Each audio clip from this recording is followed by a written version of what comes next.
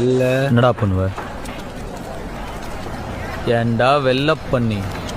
எந்த வேலையும் செய்யாம தகுதியான படிப்பும் இல்லாம உங்க அப்பா பணக்காரங்கிற ஒரே காரணத்தினால நோகாம நேரா முதலாளி சீட்ல உக்காந்த உனக்கே இவ்வளோ திமிர் இருக்கே.